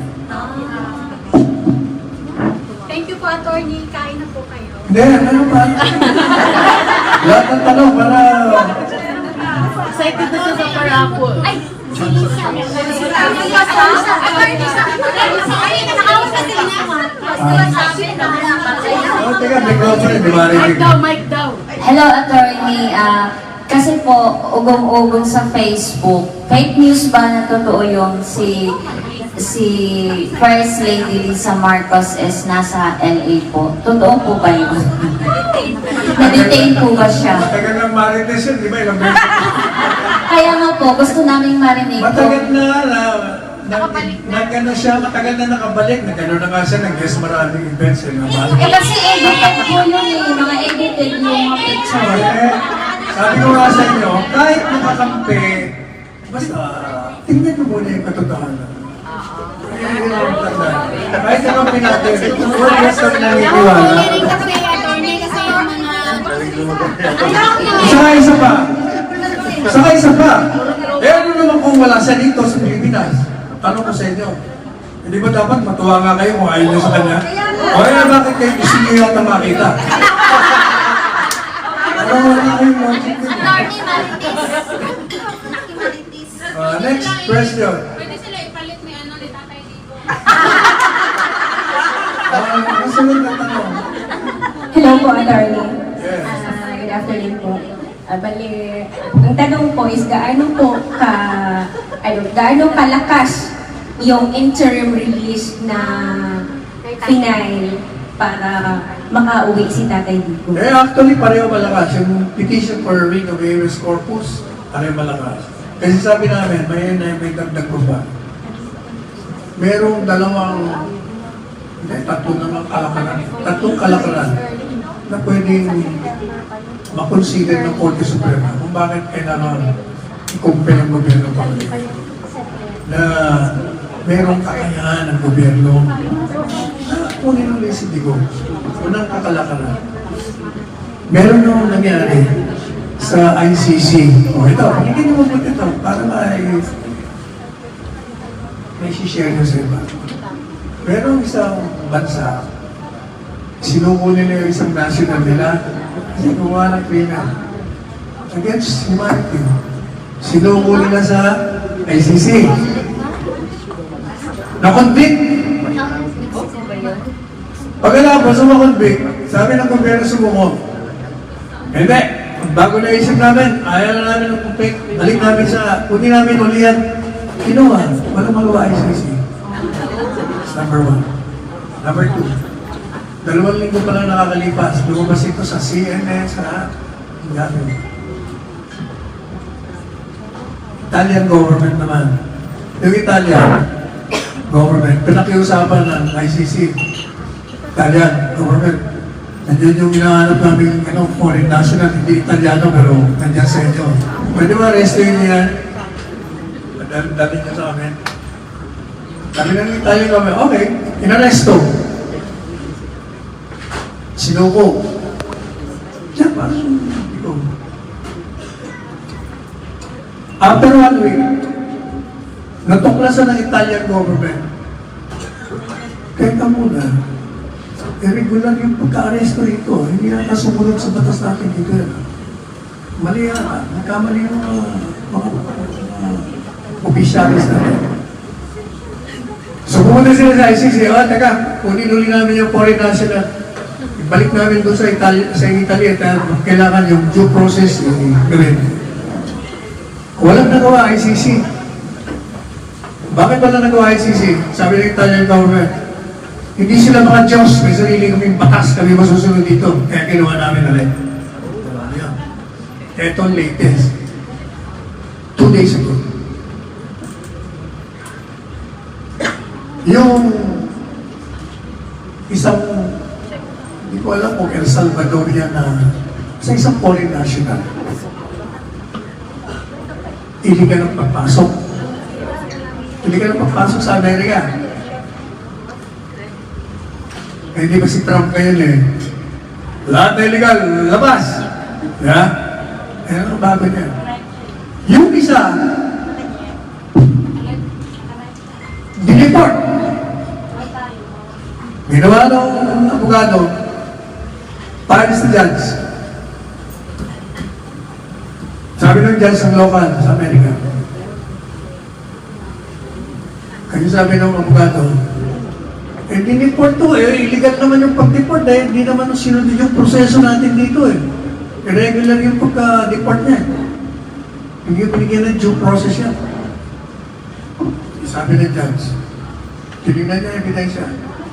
Oo nga, mali yan. Ibalik. Inutusan ng gobyerno. Actually, hindi na mautos. Parang sabi, mali ito, gumawa ka ng paraan para ibalikan dito. Siyempre, yung gobyerno, dahil laban sa lahat. Bakit sa Korte Suprema? 2 days ang balong doon. Ano sabi ng Korte Suprema ng Amerika? Kaya magpapalo kami sa Supreme Court natin, i-attach namin yung decision. Sabi ng Justices, tama yung judge, mali, hindi po pwede na magdideport tayo dahil lang yun ang patakaran natin na hindi sinusunod yung ating batas dito. Ganun din yung ginawa, hindi sumunod. Kaya sabi ng Supreme Court, sa gobyerno facilitate the return of the deported foreign national back to the U.S. Ayan. O, ibig sabihin talaga, kahit na nasa labas ng deport na yan, kung talagang gusto ng gobyerno, Yes. pwede, at pinapakita na kahit na Supreme Court ng Amerikano, nanindigan din, hindi pwede. Tayo rin sa Pilipinas, ang sinusunod natin palagi ang jurisprudence sa Amerikano Palagi namin sinasabi ng mga US Supreme Court decisions at nagiging persuasive sa atin. Kaya, sa tingin namin, dahil sa mga kalakaran kwento sa inyo, lumalakas ang kaso ng petition for writ of habeas corpus. Kaya, yung interim release, malakas din. Kasi dahil ang pinaliwanag ko, hindi nyo sinunod yung batas mo. At sabi doon sa batas ninyo, yung interim release, pag merong paglabag sa batas, whether sa ating batas o sa kanila, na nilapastangan yung karapatan nitong akusado, iyon ay dahilan na pwedeng bigyan siya ng pansamantalang paglaya. Yun. Pero actually pareho na kasi. So yun nga, attorney. Pero, ano ko lang, sandali. Meron mo kasi signature campaign. Narinig niyo ba yan? Oh, yun. Signature campaign na in-initiate ng mga kandidato. Kandidato yung nag-initiate nun. Mga kaibigan ko yun, pero pinulaan ko sila. Alam mo yung isang signature campaign, sinasabi nila na address sa ICC, sa hukuman, kailangan pabor sa amin ang decision niya. Balik. Sabi ko sa kanila yun. Dito sa bansa natin, pag ginawa mo sa Korte Suprema yun, saan yung kamatuwa sa'yo? Lalong magagalit sa'yo. Pinapakialaman mo. Huwag mong pakialaman. Ano silang proseso doon? Lalo ba? Taga-ibang bansa. Ang problema ka mo, kung hindi kayo kandidato, siguro hindi ako masyadong babanata. Pero dahil kandidato kayo, parang ginagamit nyo lang yan. Ang gawin nyo, hindi signature campaign. Mag-organisa kayo ng mga rally dito. Yan, matutuwa pa ako sa inyong rally sa Pilipinas. Mapayapa. Hindi signature campaign. Ano sabi ng abogado ni Duterte, Attorney Nicholas Kaufman? Nakikiusap siya. Kung yung irespeto niyo yung judicial process, huwag mo kayong gagawa ng ganyan na makaka-influensya. Kasi kahit dito o doon, siyempre, kung ikaw naman ang judge, kaya mo kung hindi mo kung pipwersahin. Nadaanin mo ako sa signature campaign o sa mga rally-rally. Kaya mo ako. Gawin niyo yung sa gobyerno niyo, hindi sa amin. Yun ako namin. Okay, malakas pa rin ako. Kaya, pero huwag tayo mag-intervene. Tama yung abogado. At saka, di ba, abogado niya, mga tagaron. Matagal na akong tinatawa, ba't di ka sumasama, ba't tayo na mag-offer? Alam niyo, mulat sa poll, never ako nag-offer sa mga ganyan. Kasi mabet, ang liyang pa ako. Di ba? Offer ka ng offer, kahit sa abogado, presentado yan, tinanggihan siya publicly. Una muna, mulat sa poll, sinasabi ko, dapat pag nasa International Criminal Court ka, kunin mo abogado yung mga nandun. Sila nakaalam ng takbo ng nila eh. Yung mahuhusay doon, yung may mga record na nakapakasweldo. Kami mga Pilipino, kami lang yung mag-a-assiste kung halimbawa batas ng Pilipinas. Ang gagamitin nyo, you can consult us. Tutulong kami doon. Pero abogado, mo na sila. Bawal nila yun. Mukha naman, sa totoo lang yung mga sinasabi ni Kaufman, spokesman pa ako sa Malacanang 9 years ago, yun ang sinasabi ko. Kung ano yung depensa niya, yun ang depensa mong Duterte doon para jurisdiction. Lahat ng mga sinabi niya, puro sinabi ko na noon. Kaya sabi ko, hindi mo nga kailangan na magaling na abogado eh. Kasi, kumbaga, sobrang simple ng kaso eh. Kitang-kita mo, ibinaysa pa ka ng illegal eh. Kailangan na magaling na abogado. Ordinaryo abogado, pwede yung panalo. Kaya malakas mo talagang kaso. Kaya lang, politika. Yun lang naman yun. Another question po. This is in regards with the impeachment of... Kaya mo na. Kukulik kita. Yes po. Para sa kaalaman ng marami. Yung isang chairman ng Quadcom, napagalitan ko na yun eh. Kasi English teacher ako. Sakit sa tenga, at saka gagamit ang mga teacher natin sa English. Balihan ng grammar.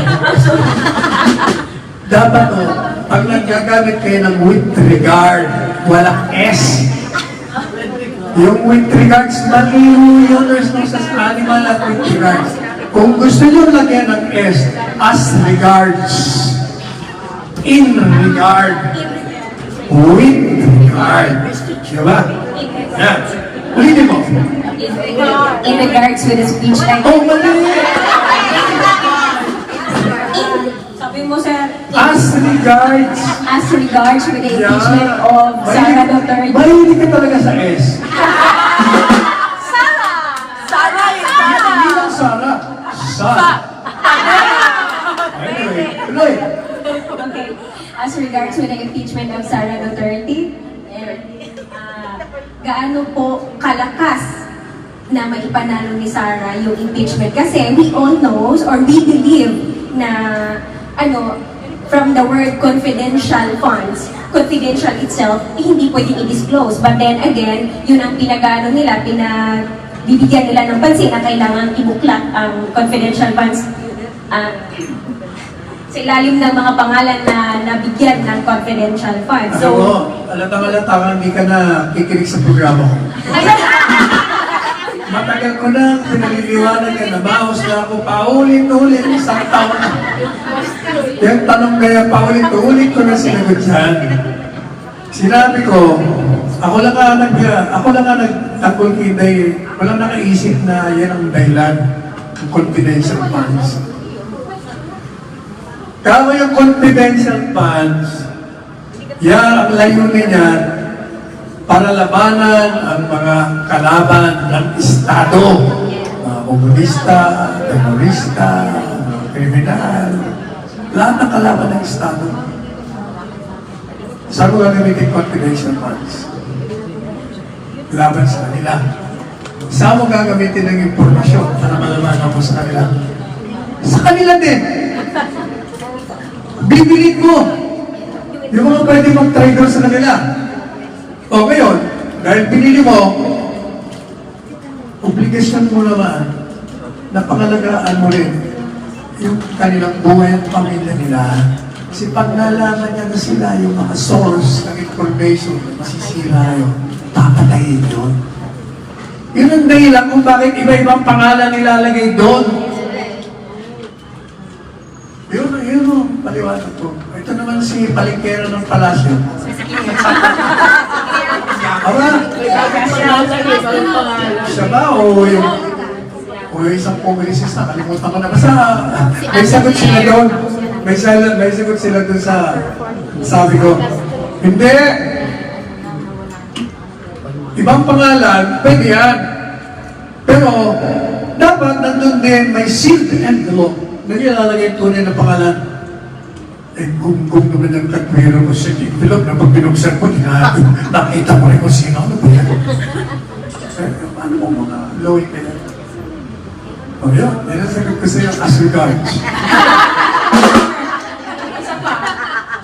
Yung kay Sara lang na confidential funds ang binabatikos. How about the others? Ay, natural na yun. Kaya naman, sinagot na rin natin yan. Hindi ka kasi Hey, sir, napaka-unfair po talaga. Hindi, sinagot ko naman. Kasi nga, gusto nilang tanggalin si Inday. Yun lang yun. Yun lang yun. Pwede na siya kumain. Kasi, ganito yun. Pag na-impeach si Inday, at na-convict, disqualified. Hindi, pinamukala nila, ay, na-impeach niya. At i-convict. Meron pa kami isang kandidato. Tsaka, una, malabong mangyari yun, maniwala kayo. Pag ginawa niyo, mawawala na kayo sa kapangyarihan. Ayun. Right? Pero parang, napupusuan namin si, para, just in case na ma-impeach si Inday. So, Sino napupusuan? Sino? napupusuan ko lang, ewan ko sa kanila. Sino? Sino? Yung kapatid. Kasi Baste? Sabihin mo ba ba? Pwede? Hindi, si Baste. Meron na kaming napili dyan. Pinapili namin top-notcher yun. Nilimenos yun na hindi papasok, pero nag-number 1. Ako lang nagsabi nito. Yes! At kliyente ko yun. Yes! Kilala ko yun. Anyway, sunod. Second mo na, second mo na. Ilang oras na tayo ah? Yan yung notes sa About daw po dun sa totoo po ba po yung sa 17 people po sa Qatar na nahuli? About, tungkol po ba daw yun sa sa rally? Pilipino, kasi nagsalita naman yung mga hindi naman daw, nagkataon. Gusto lang namin ng para isupal pala. Tsaka wala na dito. Kaya ano na yun, tapos na. Ayaw na naman ang demanda. Magandang hapon po, Atty. Panelo po. Gusto ko lamang pong tanungin, kumusta po kayo? Kanina pa namimilipit ang tiyan ko. Kumain na po kayo? Kumain na po po. Wala na isang time O, ano ba? Pero, dahil sa OFWs, nandito ako. O, sige pa. Maraming OFWs, ang tawag sa akin, senador. Yes po. Sabi ko, ano senador? Pumunta lalo eh. Yung pala, kaya pala ang tawag nila sa akin, senador. Talo ako sa national. But sa OFWs, kasama ako nanalo.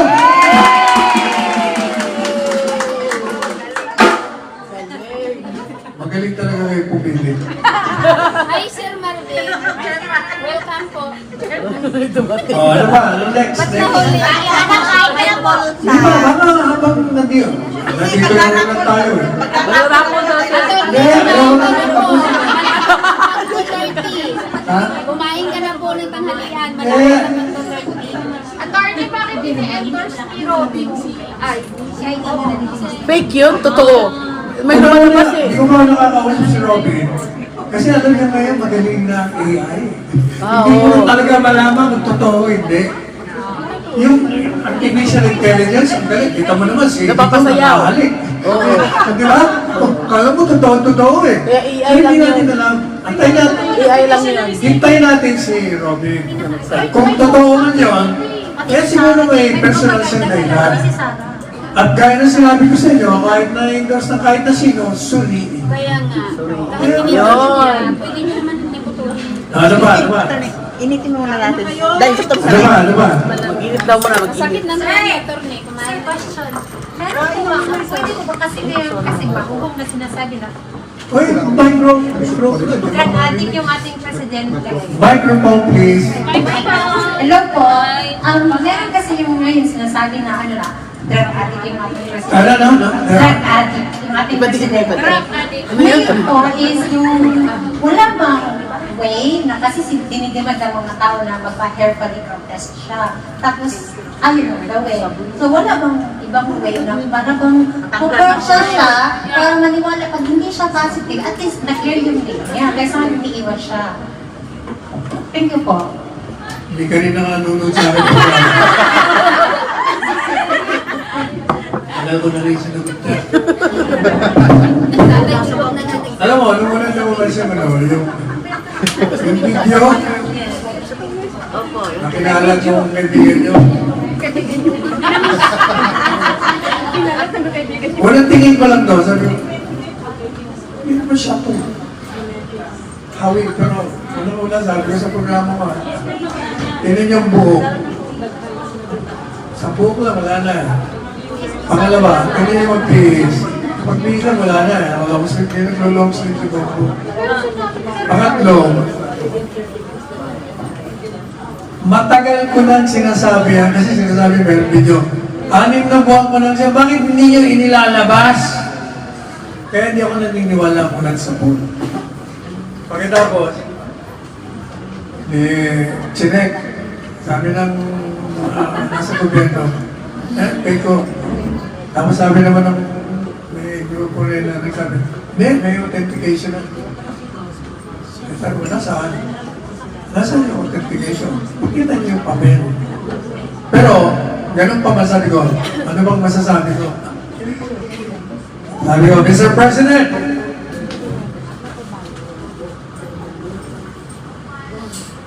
tingnan ninyo yung kasaysayan. Whether you're a drug addict or not, if you are, there is no wrong in admitting it. Kasi yung addiction niya, yung sa cocaine, yun yung talagang style ng mga anak mayayaman, yung mga panahon. Kung tinalo sa akin yun, yung style mo. Kung kayo man ay kumuha noon, at hindi na ngayon, o kahit kumuha kayo ngayon, ito ang sabi ko kay Presidente Marcos Jr. publicly, and I will repeat it again. You will not be judged on the basis of your addiction to cocaine or any prohibited drug. You will be judged on the basis of your performance, hindi addiction. Kaya si Obama, Presidente Obama, inamin niya na addicted siya. It did not affect his presidency. Kinukonsider na magaling ng Presidente. Si Trudeau ng Canada, inamin niya rin na addicted siya. Miyembro pa siya ng Parliament. Hindi na apekto. Maraming Hollywood celebrities na inamin, hindi na apekto. Kaya sabi ko, walang mamawala siya. Just a minute. Sa akin, irrelevant na yun. Ang malaga, para sa akin, ikaw bilang Presidente, meron kang mga tungkulin, gawin mo. Kaya di ka hindi. Basta ang ginagawa mo, tama at sa kabutihan, may wala ka kakalimutan ng tao. Wala yan. Kaya yan, kaya nga nakukulit dyan kasi nakikita nga nila yung mga kakulangan mo. Kaya pero sa akin, importante yan, balik ninyo si Digong. Yun ang balik sa akin. Bring it back. Yes! Bring back to the Habang City, please. Ano ba next? It's time to eat na. Kaya talaga nagpapagutom ako para... Kumain na po muna kayo, sir. Ay, gusto niyo na yata mag-chismis eh.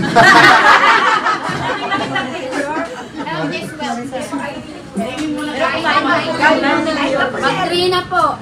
So, habang nakakain si Atty. Panelo, so mag-start na tayo nun sa ating rapor kasi... Rapol, may bago kayo mag-rapol? Pwede ba? Wala bang kumakanta sa inyo? Parang makinig na kayo. Kanta mo naman kayo? Oo, ito po. Oo, sige, kanta mo naman kami. Para habang kumakain ako, nakikinig naman ako sa inyo. Si attorney maganda po. Ay, hindi. Pagod na ako eh. Sorry, bayad ako. Kanta naman. Kakain na ako. Buksan pa kapansin mo. Wala bang Pwede ba painit mo yung coke? gusto niyo ng warm? Warm coke with hot? Hot coke with gusto niyo with lemon? Ito po hot water po yan. Hindi, ito daw. Painit. Pwede naman eh. Painitin. Yung mainit na mainit. Pwede na. Alam din pala ni Atty. Panelo yung hot coke. Ano sa akin nga nag-originate? Si Ablan na naging kasunod. Tagal mo nang ginagawa. Kasi kami dito, hot lemon coke. Yun. O, magpapaalam na muna ako sa inyo.